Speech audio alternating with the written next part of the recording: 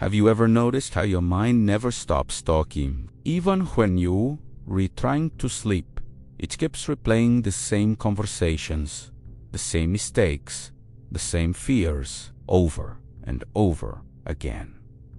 It's like your brain refuses to shut up. And here's the scary part. Most people don't even realize they're addicted to it. Yes, addicted.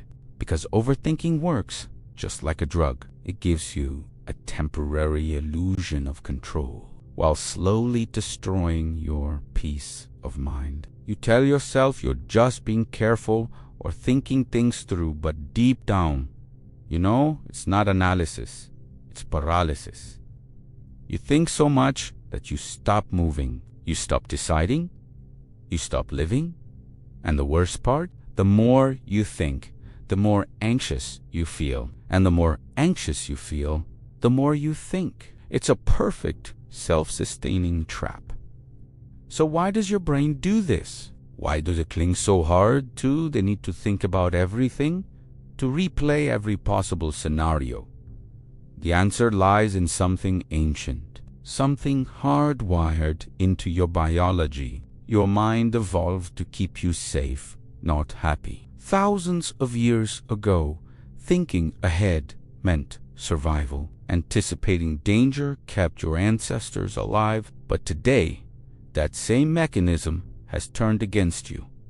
You're no longer running from lions. You're running from your own thoughts. You see, overthinking is your brain trying to protect you from uncertainty.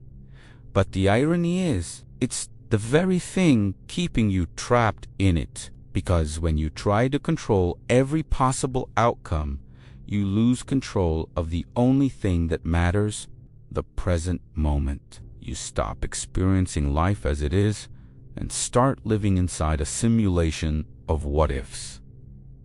Let me ask you something. How many hours have you lost worrying about things that never happened? How many sleepless nights replaying a text message? How many days planning the perfect future that never came? If you're honest, it's probably too many to count. And that's not your fault. Society rewards it praises planners, strategists, perfectionists. We're told that thinking more equals doing better, but that's a lie. Because at some point, thinking stops helping you and starts sabotaging you. Think about it like this. When a car engine keeps running, even when parked, it burns fuel, overheats, and breaks down.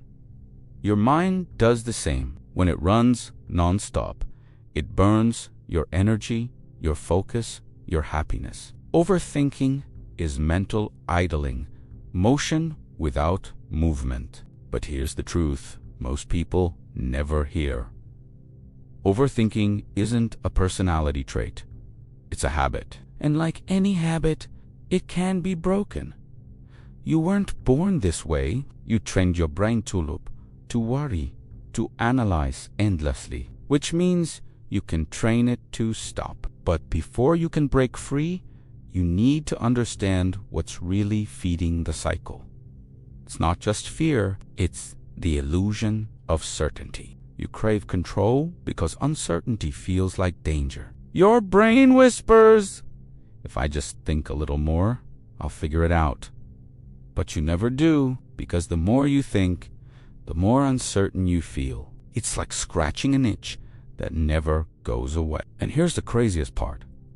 Overthinking actually makes you worse at making decisions. Studies show that when you analyze too much, your brain becomes overwhelmed by possibilities, unable to choose. It's called analysis paralysis, and it's one of the most common forms of self-sabotage in modern life. You've felt it before, haven't you? That moment when you're staring at your phone, debating what to text, or standing in front of an opportunity, and instead of acting, you hesitate. You tell yourself you're waiting for the right moment. But deep down, you know that moment will never come. Because overthinking disguises itself as preparation, when in reality, it's procrastination in disguise. The truth is, most people don't want clarity. They want certainty. But life doesn't give you that. Life gives you movement, not guarantees. And the ones who succeed aren't the ones who think the most. They're the ones who move even when they're unsure. Now, let's talk about the costs. Because overthinking doesn't just steal your time. It steals your potential. It kills creativity. It kills passion. It kills confidence. Every time you second-guess yourself, you send a signal to your brain, I can't be trusted. And the more you repeat that, the more you believe it, until one day you wake up and realize you've become a prisoner of your own mind. But it doesn't have to stay that way. Breaking the addiction starts with awareness. You can't control your first thought, but you can control what happens next. When your mind starts to spiral, pause. Don't fight the thought. Just watch it. Because the moment you observe your mind instead of being inside it, you take back your power. You become the witness instead of the victim. And then comes the next step. Action. Overthinking dies in motion. You can't think your way into clarity. You act your way into it. Movement creates feedback. Feedback creates learning. Learning creates confidence. And confidence kills want proof. Look at the most successful people you admire. They don't think less because they're reckless. They think less because they trust themselves. They've learned that progress requires imperfection, that failure is part of the process, not proof of inadequacy. Think of someone like Elon Musk. Do you really think he waits until everything is certain before acting? No.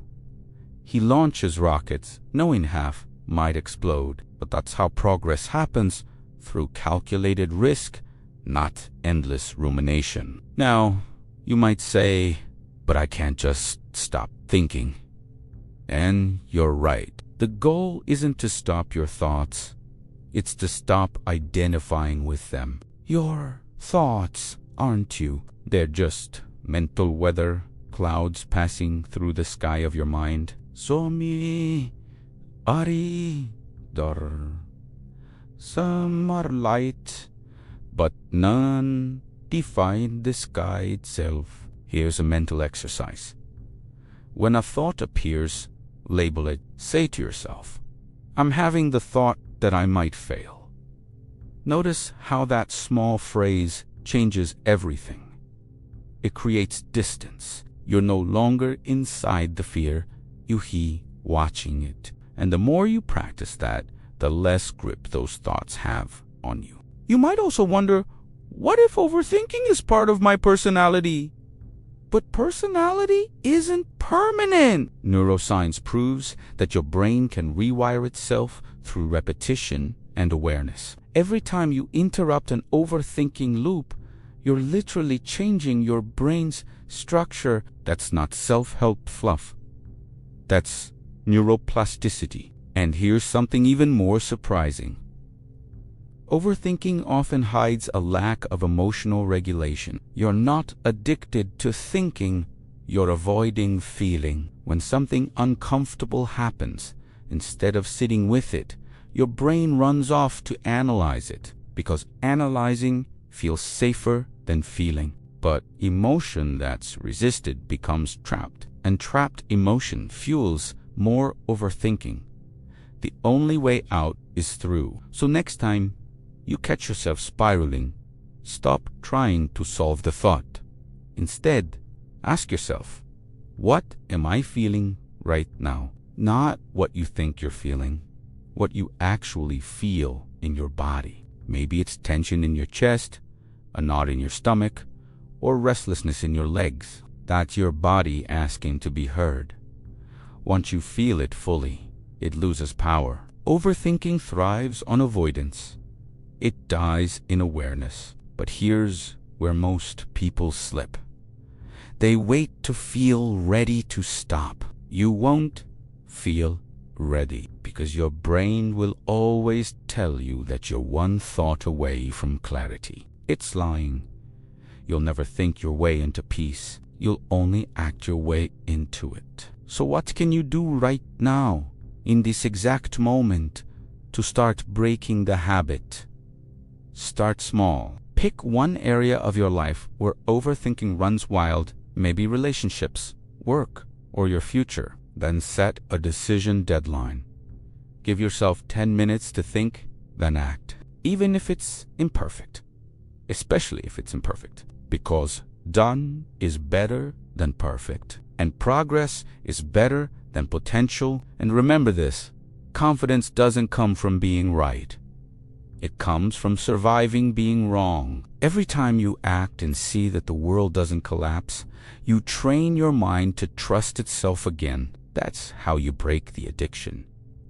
Through trust, not thought. Now, here is a powerful truth that will set you free. Your thoughts, Dante, predict the future. They reflect your past. Overthinking is your subconscious replaying old fears, trying to protect you from pain that already happened. But the past isn't happening now. You're safe. You just need to remind your nervous system of that. When you ground yourself through breath, through presence, through movement, you signal safety to your brain. And when the brain feels safe, it stops spinning stories. That's why mindfulness, meditation, journaling, all those practices work. Not because they silence your mind, but because they make your body feel safe enough to stop over. Let me tell you something most people never realize. Your mind is not your enemy. It's just scared. And fear is loudest when it feels unheard. When you learn to listen to your fear without obeying it, it softens. And that's when peace begins to return. You've spent years trapped in your thoughts, but the key was never hidden. It was always in your pocket, awareness. And awareness is power. Because once you can see the cage, you can stop mistaking it for home. So next time your brain starts spinning, pause, breathe, ask yourself, what if I don't need to figure this out right now? Watch what happens. The storm begins to calm, because peace doesn't come from answers. It comes from letting go of the need for them. And that is the secret. Most overthinkers never learn your peace begins where your need for control ends. You've been taught that thinking more will make you stronger. But the truth, thinking less will make you freer. Because clarity isn't found in the noise of your thoughts. It is found in the silence beneath them. If this message hit you deeply, it's because part of you knows it's time to stop living in your head and start living your life. So the next time your mind tells you to think it through one more time, Dante, just act, just move, just live. Because the cure for overthinking is doing. And that's how you finally break free.